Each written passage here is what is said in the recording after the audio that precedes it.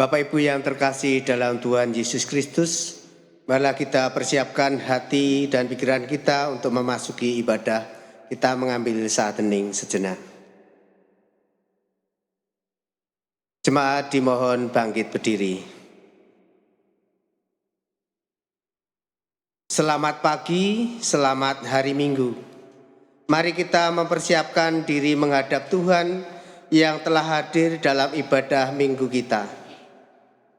Hari Minggu, hari yang mulia.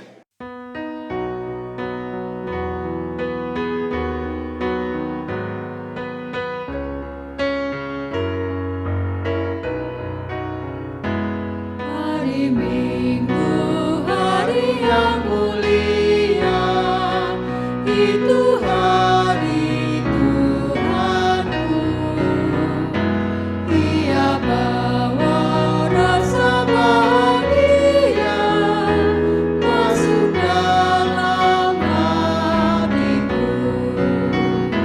Hari Minggu, hari Tuhan, hari suci dan teduh. Hari Minggu, hari Tuhan, hari suci dan teduh.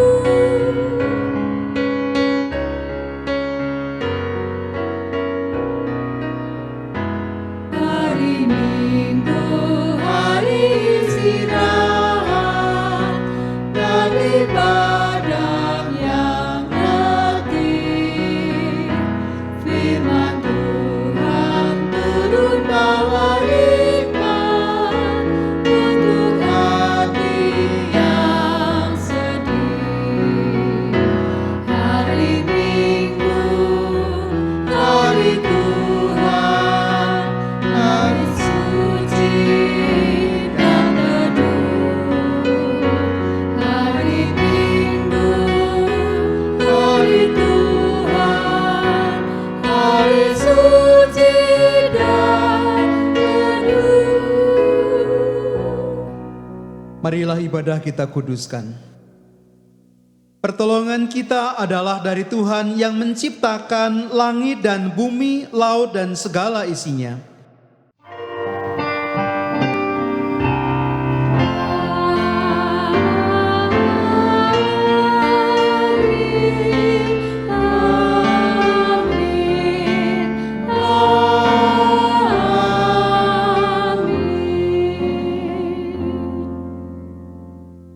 Kasih karunia dan damai sejahtera dari Allah Bapa kita dan dari Tuhan Yesus Kristus menyertai saudara.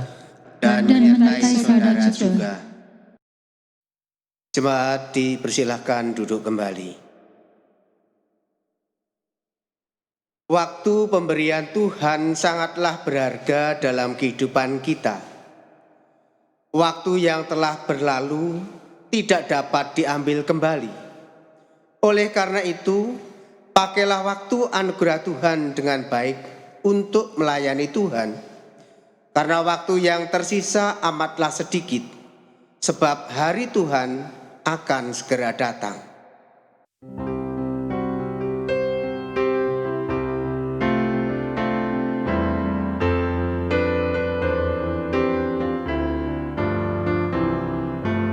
Pakailah waktu anugerah Tuhanmu, hidupmu simpan bagaikan kembang, mana berdaya yang kekal di hidupmu.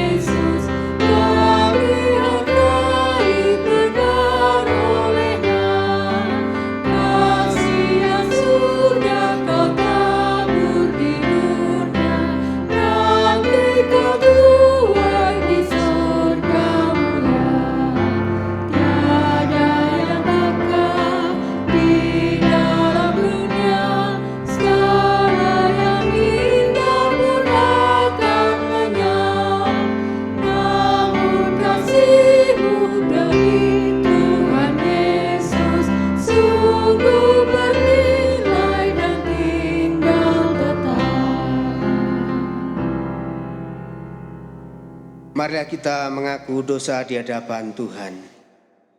Kekasih Tuhan, apakah kita sungguh sudah menggunakan waktu anugerah Tuhan dengan baik untuk melayaninya?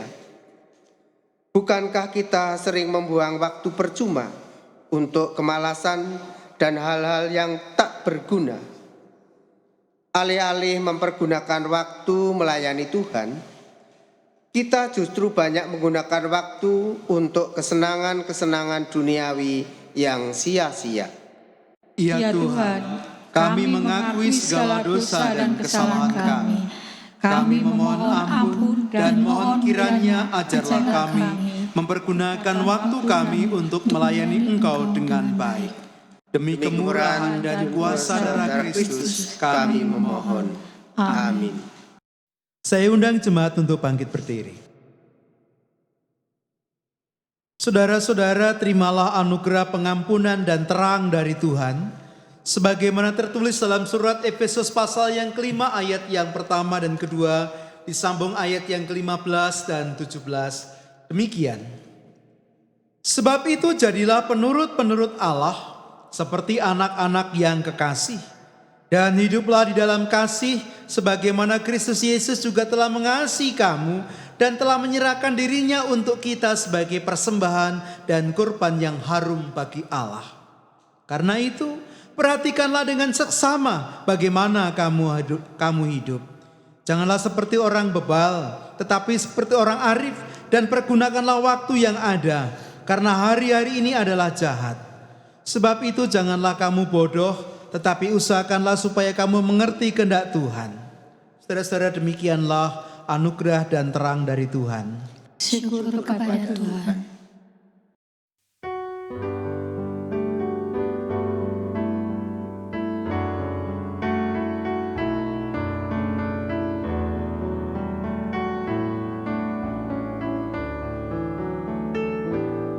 Hidup ini adalah kesempatan.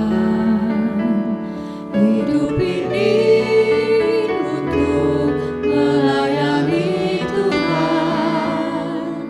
Jangan sia-siakan waktu yang Tuhan beri. Hidup ini harus jadi berkat. Oh Tuhan, pakailah hidupku selagi aku masih kuat. Bila saatnya nanti ku tak berdaya lagi, hidup ini sudah jadi berkat. Hidup ini adalah kesempatan. Hidup ini untuk melayani Tuhan. Jangan sia-siakan waktu yang Tuhan beri. Hidup ini harus jadi berkat. Oh Tuhan, pakailah hidupku selagi aku masih kuat. Bila saatnya nanti ku tak berdaya lagi, hidup ini sudah jadi berkat. Bila saatnya nanti ku tak berdaya lagi, hidup ini sudah jadi berkat.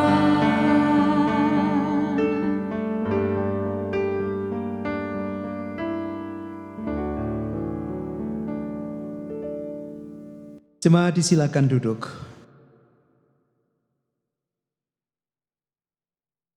Kekasih Tuhan, marilah sekarang kita tunduk dalam doa untuk memohon pertolongan Roh Kudus sebelum kita menerima firman Tuhan. Mari kita berdoa. Tuntunlah kami dengan kuasa Roh Kudus-Mu ya Allah, agar kami dapat menyimak setiap firman yang keluar dari mulut-Mu. Kami boleh menyimpannya, kami boleh melakukannya dalam kehidupan kami dari hari ke hari, supaya hidup kami semakin layak dan berkenan bagi Tuhan. Demi nama Kristus kami berdoa. Amin. Jemaat yang dikasihi Tuhan, kita bersama-sama akan menerima sabda Tuhan. Kita akan menyimaknya dari surat 1 Korintus pasal yang ke-7. 1 Korintus pasal yang ke-7 ayat yang ke-29 sampai dengan ayat yang ke-31. Saya mengulanginya, 1 Korintus 7 ayat 29 sampai dengan 31. Demikian kesaksian akan sabdanya. Saudara-saudara, inilah yang kumaksudkan, yaitu waktu telah singkat. Karena itu dalam waktu yang masih sisa ini, orang-orang yang beristri harus berlaku seolah-olah mereka tidak beristri. Dan orang-orang yang menangis seolah-olah tidak menangis. Dan orang-orang yang bergembira seolah-olah tidak bergembira. Dan orang-orang yang membeli seolah-olah tidak memiliki apa yang mereka beli. Pendeknya, orang-orang yang mempergunakan barang-barang duniawi seolah-olah sama sekali tidak mempergunakannya.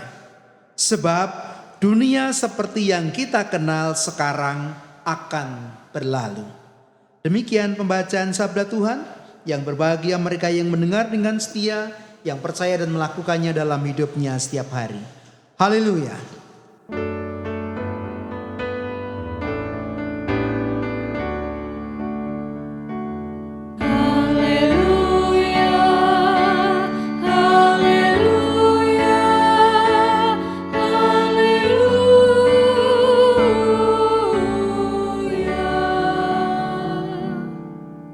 Ibu bapak dan saudara-saudara kekasih Tuhan, para pemuda dan anak-anak yang dicintai oleh Tuhan. Ada dua kata yang saya tidak suka itu keluar dari mulut anak saya. Dua kata. Kata yang pertama, 5 menit lagi. Kok 5 menit lagi? Yang digugah, dibangunkan. 5 menit lagi Pak, 5 menit lagi Pak, begitu. Lalu kata yang kedua, nanti dulu. Maksudnya kalau diminta melakukan sesuatu, nanti dulu.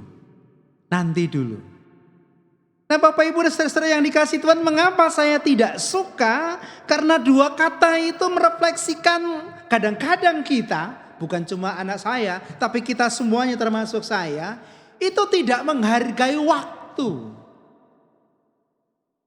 Sekali lagi merefleksikan bahwa kita tidak menghargai waktu. Menganggap waktu itu sesuatu yang tidak berharga, tidak bernilai. Oleh karena itu kita suka membuang-buang waktu. Orang yang berbisnis pasti akan mengatakan waktu adalah uang. Artinya waktu itu berharga. Kalau orang menggunakan waktu dengan baik, dengan bekerja, maka ia akan mendapatkan uang. Orang-orang di awal tahun membuat resolusi untuk tahun yang baru. Maksudnya apa? Maksudnya supaya tahun yang baru itu tidak berlalu dengan sia-sia. Ada sesuatu yang ia mau wujudkan. Ada tekad yang ia mau wujudkan. Waktu dipergunakan dengan baik. Bapak Ibu dan saudara-saudara yang dikasihi Tuhan, kalau kita memperhatikan bacaan kita, pada ayat yang ke-29 dikatakan, saudara-saudara, inilah yang kumaksudkan, yaitu waktu telah singkat. Maksudnya waktunya tinggal sebentar, waktunya tinggal sedikit lagi. Apa sih konteksnya kalau Rasul Paulus menulis kepada jemaat Korintus, waktunya tinggal sedikit lagi, waktunya telah singkat? Yang pertama Bapak Ibu dan saudara yang dikasihi Tuhan, orang percaya pada waktu itu dalam situasi kritis. Dalam situasi yang sangat menentukan, mereka harus membuat keputusan yang besar. Dan keputusan itu akan menentukan bagi kehidupan iman mereka selanjutnya. Apa itu? Yang pertama, di satu pihak Rasul Paulus melihat bahwa jemaat akan menghadapi penganiayaan yang berat. Jemaat akan menghadapi rupa-rupa tekanan yang membuat kehidupan mereka menjadi sulit. Lalu yang kedua, di pihak lain, Rasul Paulus meyakini, jemaat meyakini bahwa hari Tuhan sudah dekat. Hari Tuhan sudah dekat dalam pengertian bahwa setiap orang percaya tidak tahu kapan Tuhan memanggilnya. Juga dalam pengertian bahwa hari Tuhan ketika semuanya berakhir, ketika akhir zaman itu terjadi, tidak ada orang yang tahu waktunya. Nah, krisis ini yang kemudian membuat Rasul Paulus mengatakan waktunya sudah dekat, waktunya singkat, waktunya tinggal sebentar lagi. Lalu ibu bapak dan saudara yang dikasihi Tuhan, Rasul Paulus memberikan nasihat yang kalau kita baca unik. Dan kalau kita tidak berhati-hati kita bisa salah pemahaman. Ayat yang ke-29 sampai dengan ayat yang ke-31. Karena itu dalam waktu yang masih sisa ini, orang-orang yang beristri harus berlaku seolah-olah mereka tidak beristri. Dan orang-orang yang menangis seolah-olah tidak menangis. Dan orang-orang yang bergembira seolah-olah tidak bergembira. Dan orang yang membeli seolah-olah tidak memiliki apa yang mereka beli. Pendeknya orang-orang yang mempergunakan barang-barang duniawi seolah-olah sama sekali tidak mempergunakannya. Sebab dunia seperti yang kita kenal sekarang akan berlalu. Kalau orang yang beristri berbuatlah seolah-olah dia tidak beristri. Bapak Ibu majelis mau enggak? Bapak-bapak majelis, kalau orang yang sudah beristri berbuatlah seolah-olah tidak beristri. Ini firman Tuhan loh. Nah Bapak Ibu yang dikasih Tuhan, jangan salah paham. Sebenarnya yang dikehendaki oleh Rasul Paulus bukan bermaksud mengabaikan istri. Bukan bermaksud mengabaikan keluarga. Bukan dalam pengertian jangan perhatikan mereka. Apalagi untuk mencari yang lain. Yang dimaksud Rasul Paulus bukan jangan mengabaikan harta milik. Tetapi Rasul Paulus sudah menekankan dengan sungguh-sungguh. Sekarang ini waktunya tinggal sedikit. Oleh karena itu setiap orang percaya didorong untuk memfokuskan diri menggunakan waktu itu untuk melayani Tuhan dengan baik. Karena hari Tuhan segera datang. Bapak Ibu saudara-saudara yang dikasihi Tuhan, jangan ada hal yang menghalangi orang percaya untuk mempergunakan waktu yang ada. Istri jangan, harta jangan. Jangan sampai menghalang-halangi. Kenapa begitu? Karena tinggal sebentar lagi, tinggal sedikit lagi hari Tuhan itu datang dan orang akan mengalami berbagai-bagai macam penganiayaan. Ibu bapak dan saudara-saudara yang dikasihi Tuhan, kalau kemudian kita membacanya dalam konteks sekarang, pertanyaan pertama adalah, apakah sekarang kita sedang dalam penganiayaan atau menghadapi penganiayaan? Rasa-rasanya kok tidak.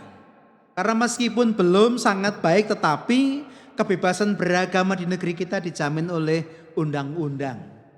Apalagi sekarang kita merasakan angin segar yang baru. Radikalisme kemudian bisa dikendalikan dan orang mulai menyapa sesamanya sekalipun berbeda keyakinan. Kita tidak menghadapi aniaya itu. Meskipun belum sempurna, meskipun diberi tempat mengalami hal yang seperti itu. Lalu yang kedua, soal hari Tuhan sudah dekat. Betul, tidak ada perubahan. Dan kita mengimani kedatangannya seperti pencuri yang tidak kita ketahui kapan itu akan datang. Oleh karena itu sesungguhnya Bapak Ibu saudara yang dikasihi Tuhan, krisis tentang waktunya tetap sama. Sama seperti kepada orang-orang Korintus zaman dahulu, Rasul Paulus juga mengatakan kepada kita sekarang, waktunya tinggal sedikit, hari Tuhan segera datang. Ibu bapak dan saudara yang dikasihi Tuhan, kalau saya bertanya umur bapak berapa, orang pasti akan bisa menjawab dengan cepat. Tapi kalau saya bertanya, sisa umur bapak masih berapa? Tidak ada seorang pun yang bisa menjawabnya. Mungkin masih 10 tahun, mungkin masih 20 tahun, mungkin masih 10 hari, mungkin tinggal beberapa menit lagi. Apalagi kita yang hidup di zaman pandemi seperti sekarang ini, kita nggak tahu besok kita mau ketemu dengan siapa. Apakah dia negatif ataukah dia positif? Apakah kita menjadi orang yang selamat ataukah kita kemudian juga menjadi orang yang positif? Oleh karena itu krisis mengenai waktu tetap sama. Rasul Paulus mengatakan kepada kita sekarang juga waktunya tinggal sedikit. Tetapi nasihat Rasul Paulus kepada kita sekarang ini pasti berbeda dengan nasihat Rasul Paulus kepada jemaat Korintus zaman dulu. Karena konteksnya berbeda. Meskipun kerikma atau isi pokok pengajarannya sama. Nasihat Rasul Paulus kira-kira begini kalau dalam konteks kita sekarang. Saudara-saudara yang dikasih Tuhan, kalau zaman dulu Rasul Paulus mengatakan yang punya istri anggaplah nggak punya istri, sekarang sebaliknya. Yang punya istri sadarilah dengan sungguh-sungguh kamu punya istri. Oleh karena itu jangan jadikan istrimu sebagai penghalang, sebaliknya ajaklah dia untuk bersama-sama menggunakan waktu dengan baik untuk melayani Tuhan. Jangan menggunakan keluarganya sebagai penghalang, sebaliknya ajaklah keluarganya untuk bersama-sama melayani Tuhan karena waktunya tinggal sedikit. Yang pengen masuk surga kan bukan cuma suami, istri, anak-anak juga. Dan dalam iman Kristen tidak berlaku swarga nunut neraka katut. Lalu yang kedua Bapak Ibu dan Saudara-saudara yang dikasih Tuhan, Rasul Paulus menekankan dengan sungguh-sungguh bagi kita sekarang. Bekerjalah. Bukan yang punya harta seolah-olah tidak punya harta. Tapi bekerjalah dengan sungguh-sungguh agar engkau dapat memiliki harta yang banyak dan menggunakan hartamu itu untuk memberkati orang lain. Karena itulah cara kita untuk melayani Tuhan dalam konteks kita sekarang ini. Apa yang kita miliki, keluarga kita, harta kita, apapun juga, itu kita pergunakan untuk memuliakan Tuhan. Waktunya tinggal sedikit. Sadarilah itu. Kalau nanti malam kita tidur, kita tidak pernah tahu apakah besok paginya kita masih bisa bangun. Tidak ada yang bisa menjaminnya. Oleh karena itu selagi masih ada waktu meskipun sedikit, pergunakanlah waktu anugerah Tuhan itu untuk melayani Tuhan. Dan jangan biarkan apapun juga menghalangi kita untuk melayani Tuhan. Tidak ada 5 menit lagi, tidak ada kosek. Tetapi ini aku Tuhan. Aku akan melayanimu sekarang juga. Sebab waktu yang aku miliki tinggal sedikit lagi. Tuhan memberkati. Amin. Mari mengambil saat hening, kita merenungkan sabda yang telah kita terima ini bersama-sama.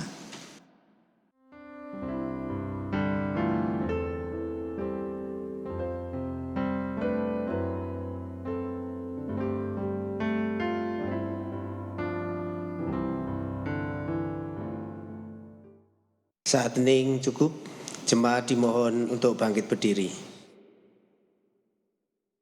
Bersama umat Tuhan di segala zaman dan seluruh muka bumi, mari kita memperbarui iman kita dengan mengucapkan secara bersama-sama pengakuan iman rasuli. Aku percaya kepada Allah Bapa yang Maha Kuasa, Khalik langit dan bumi, dan kepada Yesus Kristus anaknya yang tunggal Tuhan kita, yang dikandung daripada Roh Kudus, lahir dari anak darah Maria, yang menderita di bawah pemerintahan Pontius Pilatus, disalibkan, mati dan dikuburkan, turun ke dalam kerajaan maut. Pada hari yang ketiga, bangkit pula dari antara orang mati, naik ke surga, duduk di sebelah kanan Allah Bapa yang Maha Kuasa, dan akan datang dari sana untuk menghakimi orang yang hidup dan yang mati. Aku percaya kepada Roh Kudus, gereja yang kudus dan am, persekutuan orang kudus, pengampunan dosa, kebangkitan daging, dan hidup yang kekal. Jemaat disilakan duduk.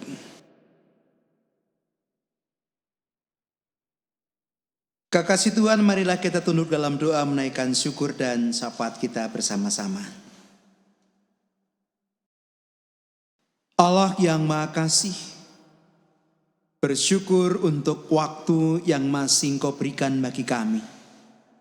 Izinkanlah kami menempatkannya sebagai kesempatan untuk melayani Engkau, supaya nama-Mu dimuliakan, dan kami kedapatan sebagai anak-anak yang layak di hadapan-Mu. Biarlah kami boleh mengajak seluruh anggota keluarga kami. Biarlah kami boleh mempergunakan seluruh milik kami, pekerjaan kami, untuk melayani dan memuliakan Engkau. Bapa yang Maha Kasih, kami naikkan syafaat kami untuk bangsa dan negara kami. Berkatilah kami semuanya. Lepaskanlah kami dari pandemi, dan biarlah kami menyongsong masa depan yang gilang gemilang. Masyarakat yang adil, yang makmur, yang sejahtera, yang takut akan Engkau, yang saling menghormati satu dengan yang lain. Kami naikkan syafaat kami untuk orang-orang yang sedang dalam kesusahan, dalam penderitaan apapun sebabnya. Kiranya Engkau pulihkan mereka dan Engkau berkenan memakai kami sebagai alat-Mu untuk menyatakan kehendak-Mu. Kami naikkan syafaat kami untuk gereja Tuhan dimanapun mereka berada. Biarlah mereka boleh menjalani panggilan mereka dengan sungguh-sungguh, sehingga gereja Tuhan boleh menjadi tanda dari kerajaan Allah yang hadir. Terkhusus GKJ Karanganyar kami serahkan dalam tangan pengasihan-Mu. Jika sampai hari ini kami masih beribadah secara online, kiranya Tuhan berkenan, dan biarlah itu menjadi sarana bagi Tuhan untuk menjaga umat Tuhan dari segala sakit penyakit. Berikanlah keselamatan bagi kami sekalian. Kami naikkan syafaat kami untuk setiap keluarga. Segala pergumulan yang ada kami serahkan dalam tangan pengasihan-Mu. Segala harap dan permohonan mereka kiranya Tuhan dengarkan, dan Tuhan berikan dengan kemurahan Tuhan. Para orang tua kami Tuhan berkati dengan kesehatan. Demikian pula dengan anak-anak kami. Kebahagiaan dan damai sejahtera senantiasa Tuhan curahkan bagi kami sekalian. Segala persoalan dan beban hidup kami serahkan dalam tangan pengasihan-Mu. Kiranya Engkau berkenan mengangkatnya, dan keluarga kami senantiasa terberkati oleh perkenan Tuhan. Terima kasih Bapa, ampunilah segala dosa dan kesalahan kami. Kami serahkan doa kami di dalam nama Yesus Kristus, Tuhan dan Juru Selamat kami yang hidup. Amin. Bapak Ibu yang terkasih dalam Tuhan Yesus Kristus, marilah kita mengaturkan persembahan kepada Tuhan. Mari mengucap syukur kepada Tuhan dengan memberikan persembahan.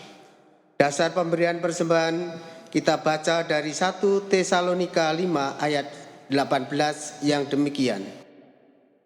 Mengucap syukurlah dalam segala hal, sebab itulah yang dikehendaki Allah di dalam Kristus Yesus bagi kamu.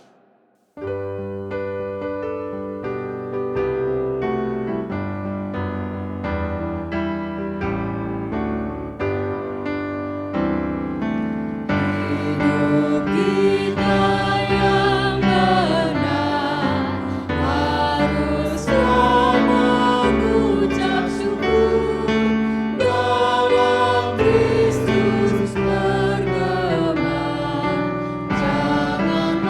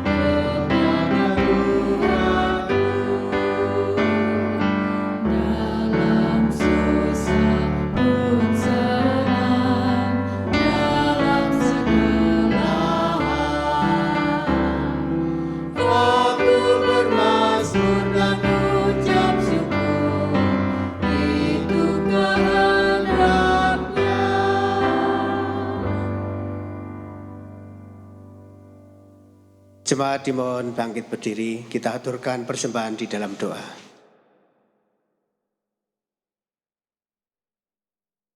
Allah Bapa yang penuh kasih, kami mengucap syukur kepadamu.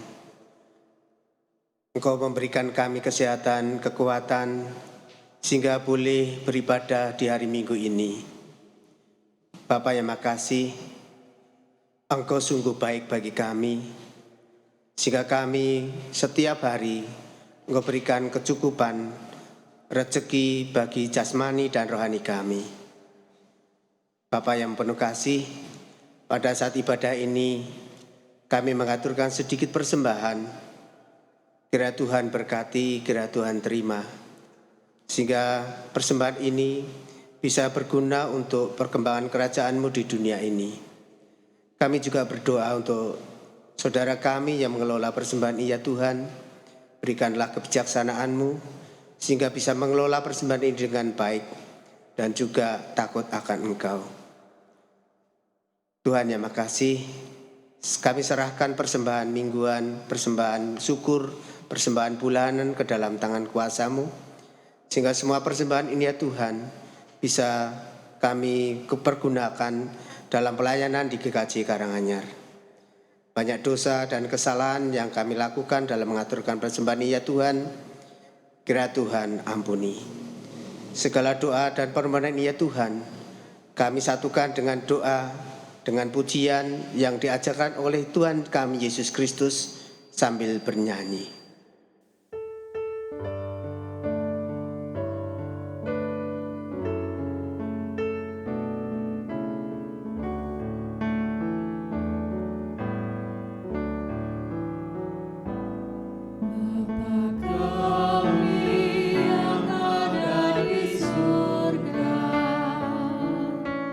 Dikuduskanlah nama-Mu,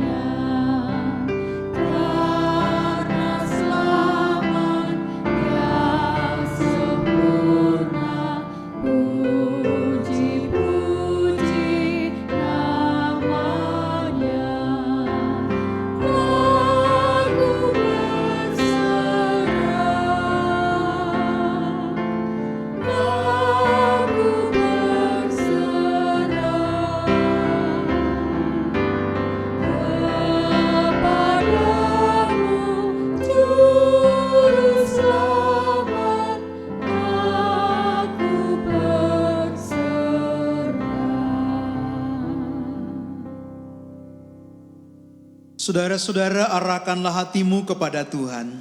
Kami mengarahkan hati kepada Tuhan. Jadilah saksi Kristus. Syukur kepada Allah.